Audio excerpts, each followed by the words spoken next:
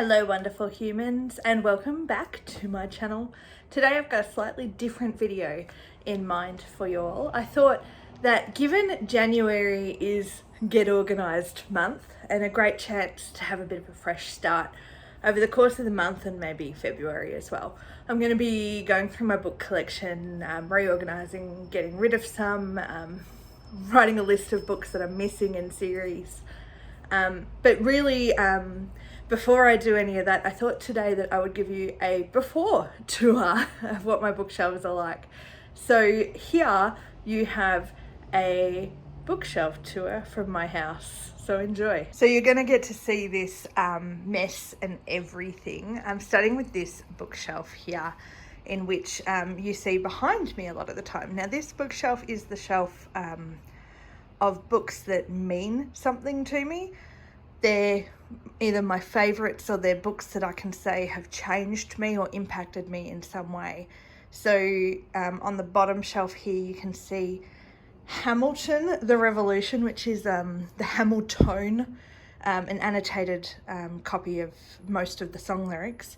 And then Beauty and the Beast and other classic fairy tales. Fairy tales have been a huge part of my life, so I think they've probably influenced me more than anything else. Moving on, next to the owl. In the picture frame you've got a picture I bought in Concord, Massachusetts, when I visited Louisa May Alcott's house, the house where she wrote Little Women, and that is a picture of the Little Women. And then you've got a teacup chip from Beauty and the Beast, and the owl is a gift that I received from one of my students who said that it reminded her of me, and I just absolutely love it.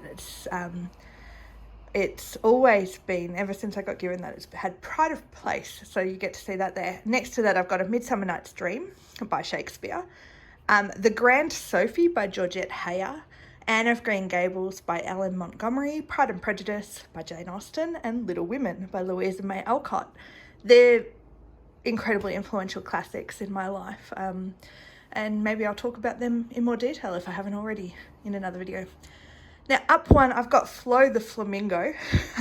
Flo comes from Malaysia. I bought her at the bird park in Malaysia, in Kuala Lumpur. And then I have The Rose from Beauty and the Beast, which was a gift from my dad. And then going through from right to left, The Enchanted Wood by Enid Blyton, Ella Enchanted by Gail Carson Levine, Alana, The Song of the Lioness by Tamora Pierce. That's the first two books in the quartet. The Lion, the Witch and the Wardrobe by C.S. Lewis, which I actually bought in Oxford. I bought that in Oxford after I'd gone on a tour of Tolkien and Lewis sites around the town. Then Grimm's Fairy Tales, Garth Nix's Sabriel, the 25th anniversary book, The Book of Three by Lloyd Alexander, The Marvellous Land of Oz by L. Frank Baum. That is a really cool edition. I'm going to give you a tour of at some point. It's a Soviet edition. It's written in English, but it's a Soviet edition. It's really cool. Then there's Harry Potter and the Philosopher's Stone, the Mina Lima edition, which is pretty cool, by J.K. Rowling. I don't talk about that very much. I have mixed feelings. I love Harry Potter, but I have mixed feelings about J.K. Rowling. And then I have J.R.R. Tolkien's The Hobbit, The Fellowship of the Ring, The Two Towers, and The Return of the King. Beautiful editions. If you haven't seen those before, they're well worth checking out. Moving on up to the next shelf, we have a couple of books that influenced me in different ways. On the left, we have Saving Francesca by Melina Marchetta, Maggie Olson's Sense and Sensibility, The Dressmaker by Rosalie Ham, John Marston's Tomorrow When the War Began, and Virginia Henley's A Woman of Passion, I should say. It's a romance novel. It influenced me greatly, and maybe one day I'll talk about that too. And then on the right I've got some non-fiction books that have influenced me in different ways. Quiet by Susan Cain, This Changes Everything by Naomi Klein, The Complete INFP Survival Guide, I actually don't know the author of that one, The Element and Out of Our Minds by Ken Robinson, and Brene Brown's The Gift of Imperfection, and The Defining Decade by Meg J, PhD. And then you can get a bit of a glimpse up the top. I've got some space up the top, which is great. But I have the Wheel of Time books right above me. I'm really glad that I bought them all before they changed the covers so they all match. So that's that bookshelf. Now that I'm not going to go into all the other ones in as much detail, but they're books. If you'd like to know more about why any of those books influenced me or have earned a spot on my shelf, let me know in the comments down below. Now, right next to where I sit normally on the chair, I have this Fireplace. These are books that I haven't been able to find spaces for on my bookshelf yet, but I will find spaces for them soon. And then we start going on to my working bookshelf. This is a bookshelf that I've never quite 100% got right. Up the top you can see a bottle of wine that Ian McKellen gave me. I went to a charity event and had a drink in his dressing room with him. It was the best thing ever, but I got that bottle of wine from him. It's got his face on it. And then up the top you've got some non-fiction books. The ones lying down are the ones that I'm hoping to read at some point this year, or reread in some cases. You can see on over here little Duplo, Batman and Robin and Joker, a couple of other books, CDs behind that, and then we've got some biographies, some history and teaching books, and some just general non-fiction biographies or other, then some more history and Australian stuff, particularly poetry. Most of what I have there is European Australian books. I'm working on building up my Indigenous Australian and other cultures. And then you've got down here a whole selection of plays that I've been in, history books, teaching books, and books on writing and other things like that. That needs a bit of a tidy and a reorganise. You can even see some of the books that I've got just sitting around. It needs a good tidy up over in this corner. Now this bookshelf is my messiest, most disorganised bookshelf. It is a whole, up the top you can see a couple of books that I want to find other places for. So The Land of Stories by Chris Colfer, which are really cute middle grade fantasy books, and then Aragon and Eldest by Christopher Paolini, which I really enjoyed reading when I was a teenager, in my early 20s as well. And then you've got a whole heap of books that I have for work or other reasons. And then the mess around this is my spare room, so it's sort of accumulated some junk. And down the bottom you've got some magazines and uni work as well, and work stuff. So this is my work bookshelf, and a lot of this I'll be able to get rid of and move on now that I've finished my my master's degree, which will be great. So now we are out in my dining room / kitchen / library, and I'll take you through it a little bit more, but just as a general thing, I've got theatre books behind this lovely costume. Theatre books, some more theatre books and classics, moving into sort of classics and children's classics, so Enid Blyton, Anne of Green Gables, that kind of stuff. And then we move into the fantasy over there, and then I've got some more bookshelves over here and over here that I will show you as well. So I'm going to start over here. So up the top I've got Victoria sitting up there. She was a gift from my uncle when he returned from Canada. And then we've got Lady Grey, my marionette that I bought in London at the Punch and Judy Festival. She's pretty awesome. And up here we've got some theatre books, particularly sort of absurdist stuff and classics. It's really a bit of a mix here. And then we've got some playbills. When I went to New York, actually that top one was from when Dad went to New York. Some more classics. Basically the theatre section is quite mixed up. There's an order, but no one else would be able to follow it except me. Going down theatre plays, and then some theatre TV. Up there's my advent calendar and my yoga mat and my vacuum cleaner. And then down the bottom I've got here, there are theatre programs from the different musicals and plays that I have seen around the world. Up the top, you can see some of the little soft toys that I've either bought or other people have bought me from around the world that I've purchased at different places. So you can see Nessie from Loch Ness. I've got the 2 red dragons from Cardiff. I've got the other green dragon is Krakow from Krakow in Poland. I've got the Book of Mormon frog, Pete the parrot, little dog, and then there's a crocodile from East Timor, and then Mickey and Minnie when I went to Disney World. At the top we've got an assortment of books. I need another shelf here maybe. Georgette Heyer, Daphne du Maurier, and other classics, just different ones there. Moving down, this is my Jane Austen shelf, because everyone needs a Jane Austen shelf, and my Shakespeare shelf, graced by his presence as well. Moving down, we've got some more modern plays, some musicals on the left, over there. Moving through, and it's mostly, the middle bit is mostly Australian plays and some other stuff. And then you can also see I've got some Beatrix Potter books there as well. Moving down, we've got more theatre books, and then an assortment of taller books that don't fit in other places. Costume design, history, theatre, Broadway. That's probably that shelf summed up quite nicely. So moving on to this shelf, up the top we've just got a couple of bits of crockery, and I think there's my little elven tiara kind of thing. Enid Blyton was on this shelf here, but I've got so many now that I need more shelf.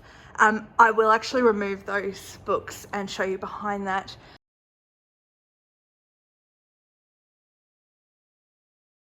And then there's the Heidi, Little Princess, that kind of stuff. Then we've got the Louisa May Alcott shelf, and Pollyanna is on the end by a different author. That's a fun shelf. I've got more of her books somewhere else as well. And then the Louisa May Alcott shelf, that, and Susan College, who wrote What Katie Did. That's that shelf there. And then this is my favorite shelf right now. This is my Tolkien shelf. I need more Tolkien books, obviously. And that's my signed picture from Ian McKellen when I had a drink with him in his dressing room. That was a really fun thing. It was a charity event. I paid for the experience, but it was good fun. And then some classics. You can see I've pulled a few out recently, but that's, yeah, some classics there. Australian and otherwise. And then we've got some different books that didn't fit anywhere else, an atlas, history books, books that I used at school when I was teaching, a couple of picture books, some more costume books, other things like that. So just books that didn't fit quite anywhere else are down the bottom there. And because I'm nothing if not, I'm not a collector, here down the bottom I've got all these tourist information books. So from different places that I've been around the world. A lot of them are from the UK. Ranging from Stonehenge to Chatsworth, Buckingham Palace, and all those kind of places. And then the Vatican and the Colosseum, different places around the world. So that's fun. And then we've got a selection of music books that I've picked up at different points in time. A lot of musical theatre stuff, some Australian stuff, some stuff from my time at school as well. And then we move up here to the fantasy books. So some of you will be here more to see this. There's an IKEA phone stand. We have here some Tamora Pierce books that didn't fit elsewhere. J.K. Rowling, obviously, and Mary Pearson, who I really like. And then a couple of books I haven't read yet. Cursed being one of them, Sorcery of Thorns. I'll move that up there. River of Royal Blood and The Ruthless Lady's Guide to Wizardry. They all look fun. I'm going to give them a go at some point. So that's that shelf. And then moving up, my Tamora Pierce shelf. I think if you've watched any of my videos, you will know that Tamora Pierce is incredible. She's got a wide range of books, all fantasy, set in 2 different universes. Definitely sort of young adult, skewing a little bit younger. Really great female characters, though, worth having a look at. And then moving up, we have Garth Nix and Isabel Carmody, who are 2 of the best Australian fantasy authors. Isabel Carmody's books are mind-blowing what she did with that, with the Open Newton Chronicles. This is the first 3 books in the series, and then I have 2 of them in single copies, but I don't have the first one in an individual copy. So that's those. And then I've got Robin Hobb, who I hope to read this year, and Shadow and Bones, the trilogy there, which again I hope to read this year. I'm not sure if I'll get the chance to. Moving up, I'll talk about the top shelf first. So I've got up there the book Anne McCaffrey books about the Dragons of Pern and the Dragon Riders of Pern. Up the top, just some more bits and pieces. And then on the right over here, I've got the Song of Ice and Fire books, which funnily enough, I've read the first 4 in that series and haven't finished or haven't started the 5th book yet. I will do that at some point. And then in here, I'll just move these lovely things. This belonged to my great aunt, and it's a collection of classics, and they're just beautiful books, those ones, so I like having them there. Okay, so now moving on to this set of bookshelves. You can see the Christmas tree is still up. It's January. That'll probably stay up till I can be bothered taking it down. This is an assortment. The ones lying down in the front at the moment, I'm going to move in just a second, but they're all the books that I haven't put away. I may have purchased them or borrowed them from people in the last 6 months or so, or they're ones that I hope to read at some point. So I'm actually going to move those and I'll come back. Okay, so now you can get a little bit better view of the books that I have here. As you can see, it's I've got some on their side. I've been cataloguing those and they're not in the system. Down here, these ones. I'll fix those up later. So starting at the bottom, we've got some books that I read as teenagers, or books that I've taught. Books like Divergent, Gone, Uglies, I Am Number 4. A few of those, I've actually taught those to a year 8 class when I was teaching. It was a different kind of way of going about it. We were looking at blockbuster books or something like that. I don't know, science fiction, fantasy books. And then a couple of other books that I read as a kid or that I hope to read at some point. And then moving up, we have Del Toro Quest by Emily Rodda. Amazing. If you've never read them, they're really great. I don't have the whole set, but I will at some point. Sarah Douglas is an Australian fantasy author who I really want to read. So I've got a couple of her books sitting there ready to pick up. And then an assortment of other books, Anne Bishop and Terry Brooks. I've read those ones, and then the rest I haven't. So Anne Bishop is fantastic. I love her stuff. And Terry Brooks is good fun. The Sword of Shannara and the Elfstone of Shannara. The Wizard at Large, though, I really think is good fun. And then moving up, big tall books that won't stand up straight on this shelf configuration. David Eddings, some more Sarah Douglas, Fiona McIntosh, some more Emily Rodda. They're all good fun. I've got them for a reason. I either plan on reading them or I have read them. More David Eddings. Alison Croggin, an Australian author, fantasy author, who took me by surprise how much I enjoyed her books. Definitely sort of skewed towards the young adult range, but not your typical fare, I don't think. And Diana Gabaldon, the Outlander books, which the TV series is based on. I have read 2 of them, I think, and I bought them as a box set. Really enjoy them, but they're not ones that I rush to finish, if that makes sense, like the TV show. And then we have some more, I don't know, children's fantasy or other leaning. We've got here, this is the author over here, Gail Carson Levine, who wrote Ella Enchanted, which is on my other bookshelf. Of John Barrowman and Carol E. Barrowman, his sister, wrote a couple of books and they're all signed. Sophie Mason, Ursula Le Guin, Lloyd Alexander, The Book of Three, and then we move into L. Frank Baum and the The Wizard of Oz books, a bit of Lewis Carroll, Narnia, and then just to top that off, because I needed to fit something in there, was Wicked, which I'm not sure if I'm going to keep that or not, haven't decided. Don't mind the first book, don't like the second, The Son of the Witch, so might get rid of that.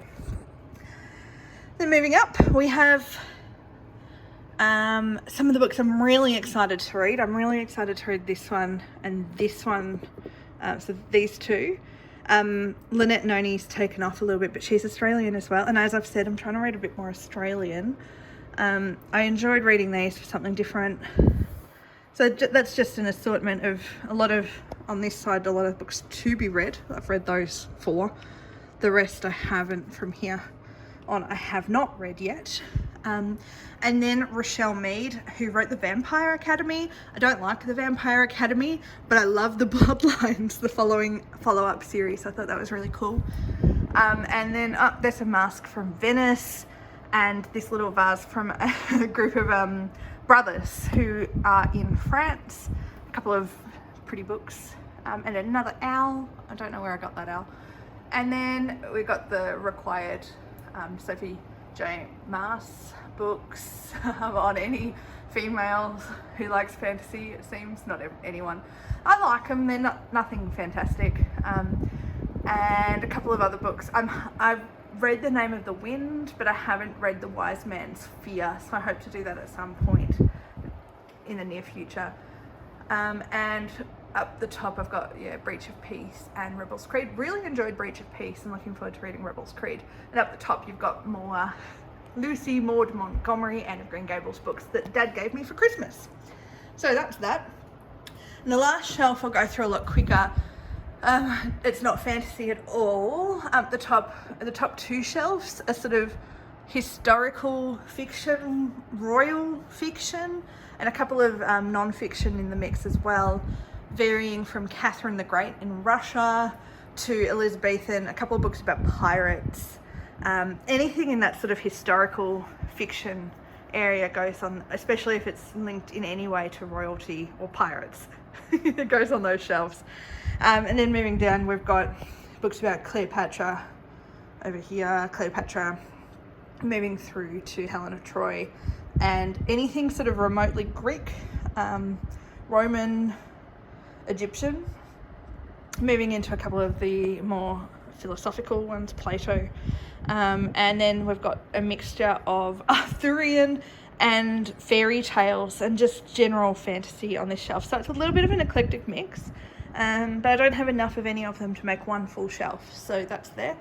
A few gifts on this shelf, stones that I've picked up around the world when I've visited somewhere that I felt connected to. I've grabbed a stone from there, and sometimes they're just stones, I don't know, I've got stones that people gave me, I don't know why. A couple of pieces of jasperware that were gifts from people. And then moving down, I've got some rom-coms and some Australian fiction on this shelf. John Marsden and Rosalie Ham and Melina Machete, like, they're all great authors. Maggie Alderson is good fun. They're all just really good fun. Moving down to books that I've read, well, not all of them. The majority of the books on this shelf here I have read, either through university, through teaching them, or when I was at school. So that's that. And then down the bottom it continues. I've got more books that I read as a teenager, or that I've taught, or that I've picked up because a student has told me that they enjoyed it and I thought that I would give it a go. So that's really, often I pick up a book, if a kid's reading a book that I teach, I try and pick it up so that I can then talk to them about it. And as you might be able to see, it's quite dusty. I do need to give it a good dust. And so here we have my last bookshelf, and this is probably more of a decorative bookshelf than anything else. A few different bits I've picked up around the world, a Venetian mask, or a mask I bought in Venice, and a puppet I bought in Malaysia, but it's an Indonesian puppet. You know, I teach drama sometimes. Then we have a couple of, on the right, we've got some books about Disney. On the left, just a few nice coffee table books. Then down, we've got some books by Indigenous authors over here, particularly like coffee table. This is my coffee table book shelf, I suppose. And then over here, we've got Harry Potter stuff as well. As I said, I've got a bit of a complicated relationship with Harry Potter at the moment. Doesn't mean I don't like the stories. I don't know how to deal with with the author. And then on the bottom shelf, in amongst my wine, some more masks and things like that, I have some books about musicals as well. So that is, with the wine in amongst it all, that is my coffee table bookshelf. So as you can see, I do have a lot of books. I've got a big task ahead of me to reorganise them, but I feel that it's about time just to sort of get a bit more of a flow going and reorganise which room that they're located in. That's the room through there to my office, study, other room with books in it, whatever you want to call it.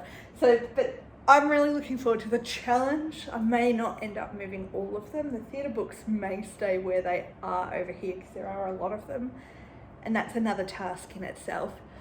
But I'm thinking that these two shelves over here will become more of this fantasy shelves, so that they're next to each other. I always intended for them to be next to each other.